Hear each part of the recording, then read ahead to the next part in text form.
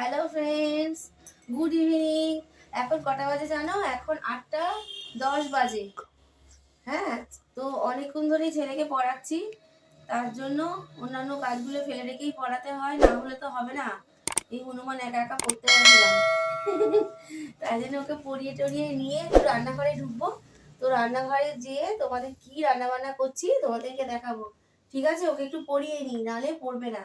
ঠিক আছে দিদির বাড়ি কবে আচ্ছা যাবো? যাবো, তুই পড়া বাদ দিয়ে ওইসব কথা ছাড়। এত কথা বলি, পড়াশোনা তোর কি করে হবে? তোর পড়তে বসে কি নানান রকম কথা মনে পড়ে? আরে মা, দিদুন দাদু তো বুড়ো হয়েছে, ওদের তো ইচ্ছা করে। দেখো হাসছে, দিদুন দাদুর বুড়ো হয়েছে, ইচ্ছে করে। ওদের তো ইচ্ছা করে আমাদের ওদের যাওয়ার। দেখো ফ্রেন্ডস, তোমরা দেখো, তোমরাই বলো দিদুন দাদুদের ইচ্ছা করে। ইচ্ছে করে তো বলো। ওরাও বুড়ো বুড়ি হয়েছে, ওদেরও টেনশন হয় আমাদের উপর। আর আমরা গেলে দিদুন দাদুর স্ট্রং হয়, সত্যি হয়। না, সত্যি সত্যি স্ট্রং হয়। দিদুন দেখে, দাদু দেখে, আমাদের দেখে সত্যি স্ট্রং হয়। তাও তো বলো, এখন ফোনের যুগে আমরা ভিডিও কল করতে পারি, ফোন করতে পারি, তাই না? কত দূর থেকে আমরা কাছে নিয়ে আসতে পারি সম্পর্কগুলো, তাই না? বহু দূরে বিদেশে, সেও মনে হয় ঘরের পাশেই বসে আছে। আমরা এত সহজে মোবাইলের দ্বারা তাদের সাথে কথা বলতে পারি, তাই না? তো আগেকার দিনে তো এইসব ব্যাপারগুলোই ছিল না। তো তাই তো, তুমি তো রোজই ফোন করো দিদুনকে। রোজই বলে আমি রোজ যেতে চাই। রোজ যেতে চাই, কেমন কথা বলে? ও রোজ যেতে চাই, দিদুন বাড়ি তাহলে রেখে আসি। হ্যাঁ, রেখে আসো। তাহলে দিদুনও খুশি, তুইও খুশি। ঠিক আছে, এইবার পর তারপরে দিদুনের ওখানে স্কুলে ভর্তি করে দেবো। ঠিক আছে, দেখো দিদুনের স্কুলে ভর্তি করে দেবো, ও তাতেই রাজি। তারপর 2 দিন না গেলে মার জন্য মন খারাপ করছে নাকি? না, হ্যাঁ, আগে তো কয়েকদিনের জন্য যদি রেখে আসতাম, তখন কি করতিস? ওরে বাপরে বাপ, রাতের বেলায় তার মন খারাপ হয়ে যেত, পরের দিন আবার আনতে যেত। তো যাবো যাবো করে লাফাতো দিদুন বাড়ি, তার জন্যই যেত। আর গিয়ে মন খারাপ হবে না। ঠিক আছে, পড়ার সময় অত কথা পড়ে নাও, তুমি তো ভালো ছেলে, পড়ে নাও। তারপর আবার রান্নাঘরে যেতে হবে, রান্না করতে হবে, জানো না? অনেক কাজ পড়ে আছে। মন দিয়ে পড়াশোনা করো, পড়াশোনার সময় অন্য কথা মাথায় আনতে নেই, পড়ো। রাত্রে রুটি করবো বলে পড়িয়ে এসে আটা টাটা মাখলাম। ও একাই করছে এখন, বললাম একা একা পর, এবার এইটুকু লিখতে দিয়ে এসছি। একা পর মানে লেখা দিয়ে এসছি, বুঝতে পারলে? লেখা দিয়ে এসছি, লেখা করছে। আর এই যে আটা, রাত্রে রুটি হবে, আটা মেখে রেখে দিয়েছি। আর এখানে বানাবো আমি পিঠে। তো গ্যাসটা অন করি। এই দেখো, সকালবেলায় দুধ আনিয়েছি, 1 কেজি দুধ এনেছে। দুধটা গরম করাই সন্ধ্যেবেলা গরম করে রেখেছি। কড়াই না করলে না এই পিঠাটা করতে পারবো না আমি। এটা একটুখানি একটু গরম হোক।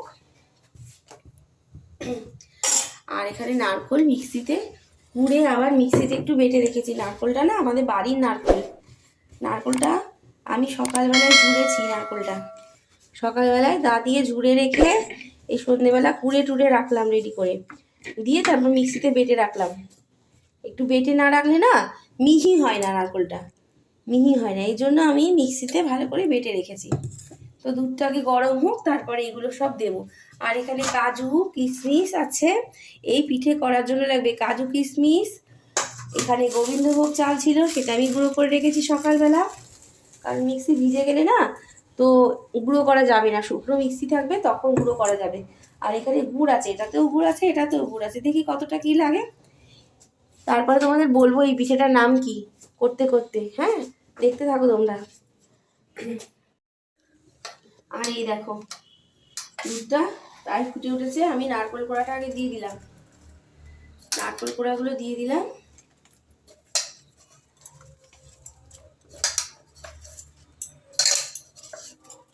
এই নারকেলটা কিন্তু আমাদের বাড়ির গাছে, অনেক দিন ধরে পড়ে আছে, শুকিয়ে গেছে। এবার গুড় দিচ্ছি, দেখি কতটা গুড় লাগে না লাগে। এটা আমাদের প্যাকেটের গুড় তো একদম পুরো লেগে গেছে, এটা পরে ধুয়ে নিয়ে দিতে হবে।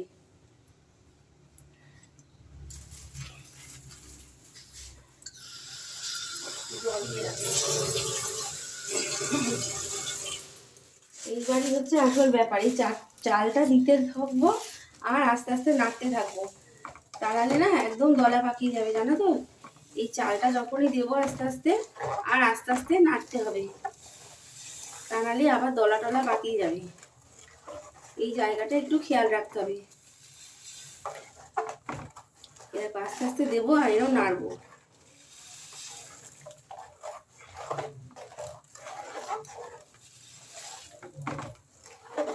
এখানে আমার চালের গুঁড়ো আছে, গোবিন্দভোগ চালের গুঁড়ো 500 আছে চালের গুঁড়ো।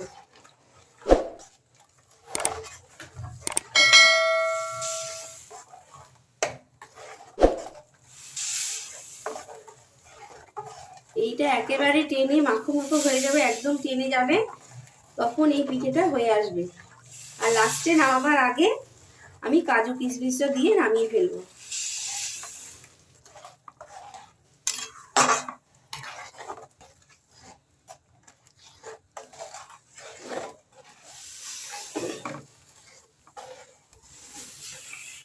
এই দেখো মাখা মাখা হয়ে এসছে, আর একটু টানবে, তারপরে কাজু দেবো, কিশমিশ দেবো, আর একটুখানি ঘি দেবো। ঘিটা দিলে স্বাদটা আরও বেড়ে যায়। একটুখানি গা ঘি দেবো এর মধ্যে। আর এই দেখো থালার মধ্যে আমি গা ঘি মাখিয়ে রেখেছি, দুটো থালার মধ্যে গা ঘি মাখিয়ে রেখেছি। তাহলে বরফি বরফি যেটা করব সেটা উঠে যাবে। ও তোমাদের তো বলাই হয়নি, এই পিঠেটাকে চন্দন পিঠে বলে। চন্দন পিঠে এটার নাম জানি না, আরও অনেকে হয়তো অনেক নামে তোমরা জানো, কিন্তু আমি চন্দন পিঠে বলেই জানি। আমার মারা করতো, দিদারা করতো, এটাকে চন্দন পিঠেই বলতো, সেই জন্য আমিও এই নামটাই জানি। আরও হয়তো অন্যান্য নামও থাকতে পারে। দেখো এবার একটু 1 চামচ ঘি দেবো।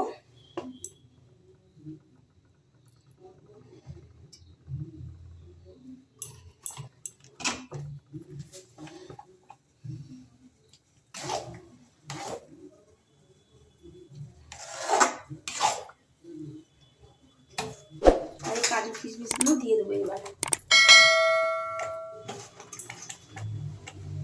তারপরে আমি থালার মধ্যে ঢালবো। ঢেলে এখন কিন্তু আমি এগুলো আর নাড়বো না, থালার মধ্যে ঢেলে ওগুলো কালকে সকালে বরফি কাটবো।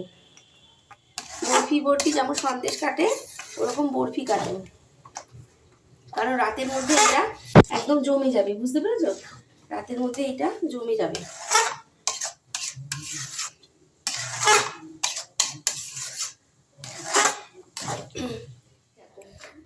আমি থালায় ঢেলে রেখেছি।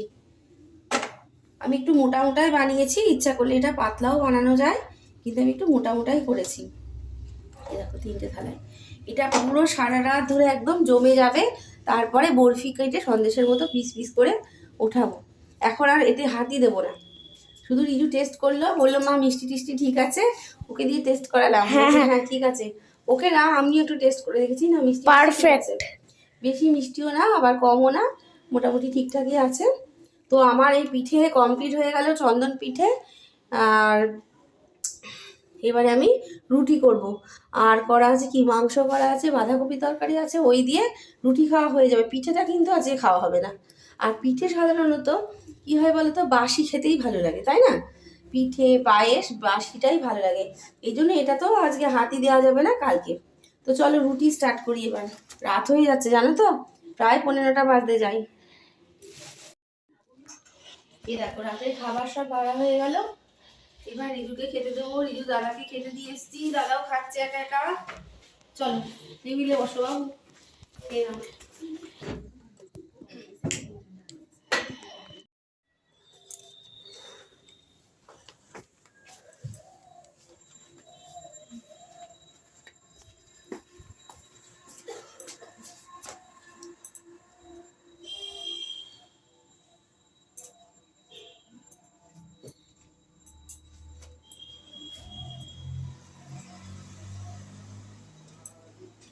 গুড মর্নিং ফ্রেন্ডস, তোমরা সবাই কেমন আছো? আমরা খুব ভালো আছি। বিছানা এখনো গোছানো হয়নি, রিজু সবে মাত্র উঠেছে। উঠে কি কাটলো দেখবে? রিজু রাত্রে প্যান্ট পরেছিল, আর সেই প্যান্টটার দড়িটার এই অবস্থা, মানে দড়িটা অর্ধেক ঢুকে গেছে অর্ধেক বাইরে, মানে এক সাইড দড়ি পুরোটাই ঢুকে গেছে। তো কি হবে, এটাকে আমি পুরোটাই খুললাম, এখন এইটাকে আবার পরানোর ব্যবস্থা করতে হবে। দড়িটা না বাঁধলে পরে না প্যান্টটা টাইট হয় না। দেখি এই কাজটাকে করে নিই, কারণ রুটি তরকারি সব হয়ে গেছে। রিজুর বাবা খেয়েও বেরিয়ে চলে গেছে প্রায়, তার জন্য আমি এই কাজটা করে নিই, তারপরে রান্নাঘরে ঢুকবো। রিজুর এখনো ব্রাশ করা হয়নি, 9টা বাজে, 9টা বাজতে, হ্যাঁ 9টাই বাজে। দেখো কি মাছ বলো তো, এটা এটা হচ্ছে রূপচাঁদা মাছ। এই মাছটা খেতে আমাদের সবার ভালো লাগে, এটা অনেকটা রুই মাছের মতো খেতে। এটা সবসময় পাওয়া যায় না, খুব মাঝে মাঝে পাওয়া যায়, তাই দেখেছে বলেই এই মাছটা নিয়ে নিয়েছে। যে মাছ বিক্রি করছিল তার কাছে 2 পিসই এই মাছ ছিল। হ্যাঁ, এটা 1 কিলো 200 ওজন হবে এই মাছটা। তো এই মাছটাই আজকে ঝোল করব, রুই মাছের মতো করেই করব, খেতেও অনেকটা রুই মাছের মতো করি, রুই মাছের মতো লাগে। আর করবো আজকে ভাবছি ফুলকপি দিয়ে, এইসব ফুলকপি টুলকপি আছে, এই ফুলকপি দিয়ে আলু দিয়ে ঝোল করব। আর সকালে রুটি খেয়ে গেল রিজুর বাবা, বেগুন পুড়িয়েছিলাম আর সেই চন্দন পিঠে ছিল, তা বেগুন পোড়া চন্দন পিঠে দিয়ে রুটি খেয়ে গেল। ঠাকুমা দাদুর খাবার দিয়ে আসলাম, এইবারে রান্নায় হাত দেবো। এটা করব, মটর ডাল করব, আর একটু পাঁপড় টাপড় বা কোনো কিছু ভাজা টাজা করে নেবো ভাবছি। তো তরকারি কাটি। বাবু তুমি মুখটা ব্রাশ করে আসো, দাঁতটা ব্রাশ করে আসবে তুমি। ফুলকপিগুলো কেটে নিয়ে একটু ভাপিয়ে নেব। সবসময় আমি ফুলকপিগুলো একটু ভাপিয়ে নিয়ে রান্না করার চেষ্টা করি, তাহলে পরে গ্যাস অম্বলের ব্যাপারটা একটু কম হয়, ফুলকপিগুলো ভাপিয়ে নিলে পরে।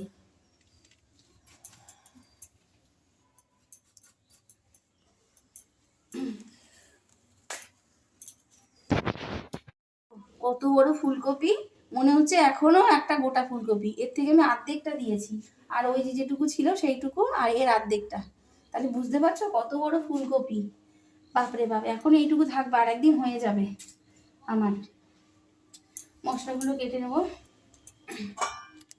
ভাবছি ডাল করব, আর এই যে এই লঙ্কাগুলো বড়া করব বেসন দিয়ে, এগুলো ভালোই লাগে ডাল দিয়ে খেতে, মুড়ি দিয়ে খেতে ভালো লাগে। এগুলো কেটে নিই, তারপরে ধুয়ে বেসন দিয়ে ভাজবো, যেমন বেগুনি করে ওরকম বেগুনির মতো করেই ভাজবো এগুলো।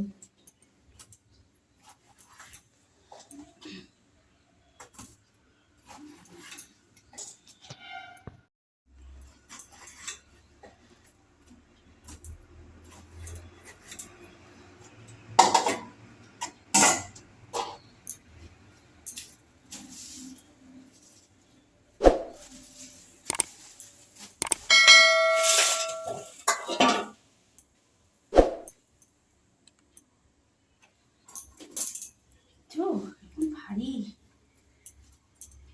পাচ্ছি না।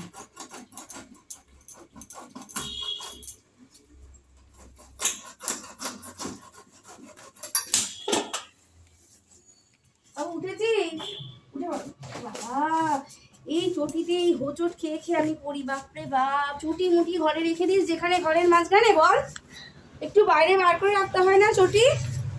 দেখো অবস্থা, চটিতে হোঁচটকে এখনই পড়ছিলাম, এমনি ঘরের জায়গা কম, তারপরে চটি যেখানে সেখানে রেখে দেয়।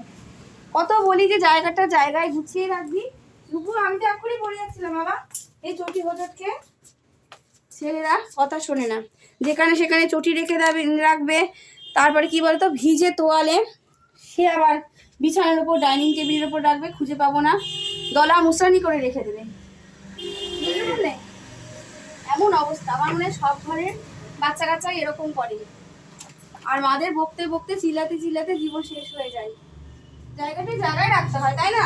এই চটিটা আমি তো পরেই যেতাম, ভাই আসলে ভাই উল্টে পড়তো, তুইও পরে যেতে পারতিস, তাই না? ঠিক করে রাখতে হয় বাবা, ডিসিপ্লিন মেনে চলতে হয়, ঘরে রাখতে নেই চটি। আর এই দেখো ফুল গাছগুলোর অবস্থা দেখছি, শুকিয়ে আওয়াজ দিচ্ছে যে গরমকাল চলে আসছে, তার চলে যাওয়ার সময় হয়েছে।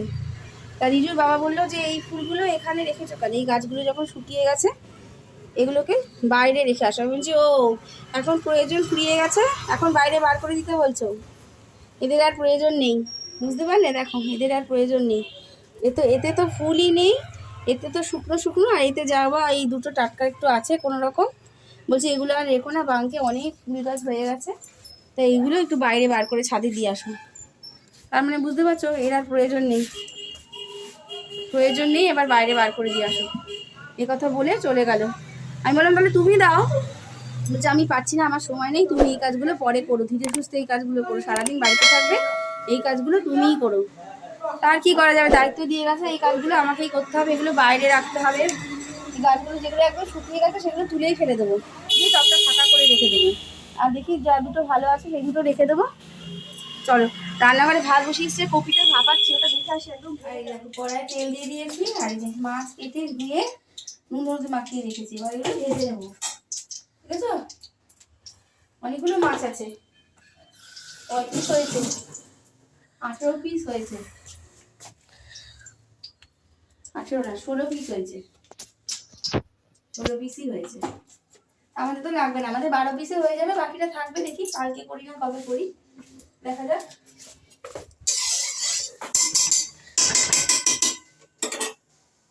গরম হলে ছাড়বো। এই দেখো মশলাটা দিয়ে কষাবো, একটু ভালো করে কষানো হয়ে গেলে তারপরে জল দেবো। বললাম না মাছ গুনতে কেমন ভুল করেছি দেখো, প্রথমে বললাম 18 পিস, তারপর 16 পিস, কোনোটাই ঠিক না। হয়েছে কত পিস জানো, 14 পিস হয়েছে। আমরা 6 জন মানুষ, 2 বেলার জন্য 12 পিস, আর এই যে মাথাটাকে অর্ধেক করেছি। তো এই দুটো আজকে করবো না, দেখা যাক কালকে কি দিয়ে করি, কিভাবে করি সেটা কালকে ভাববো। তো আজকের জন্য 12 পিস করবো, 2 বেলার মাছ রেখে দেবো রান্না করে। আর এই মাথাটা কাটতে গিয়ে আমি হিমশিম খাচ্ছিলাম জানো, বটি তো আমার বড় বটি ধার, কিন্তু তাও আমি কাটতে পারছিলাম না, সব কিছুই হাতের জোরই পাচ্ছি না। তারপর কোনো মতে এটা ওটা দিয়ে শিলনোড়া দিয়ে বাড়ি দিয়ে আমি এটাকে কায়দা করে কেটেছি। তাও একটা ছোট একটা বড় হয়েছে, কিছু করার নেই, যেটুকু পেরেছি সেইভাবেই করলাম। হাতের জোর না থাকলে কি করব, আবার ভয় লাগে হাত ফাত যদি স্লিপ করে কেটে যায়, তাই না? সেই জন্য কোনোরকম এইভাবেই উদ্ধার করলাম মাছ কাটাটা। আর বড় ছেলেকে জুসটা দিয়ে আসলাম, বিট গাজর দিয়ে যে জুসটা করেছিলাম, আমলকি দিয়ে কাঁচা হলুদ দিয়ে, সকালবেলা খালি পেটে ওটাও খেয়ে নিল। আধ ঘন্টা 1 ঘন্টা হয়ে গেল। এই জায়গাটা একটু ধুয়ে দিতে হবে, এই জায়গাটা ধুয়ে দিতে হবে, পরিষ্কার হয়ে যাবে। আচ্ছা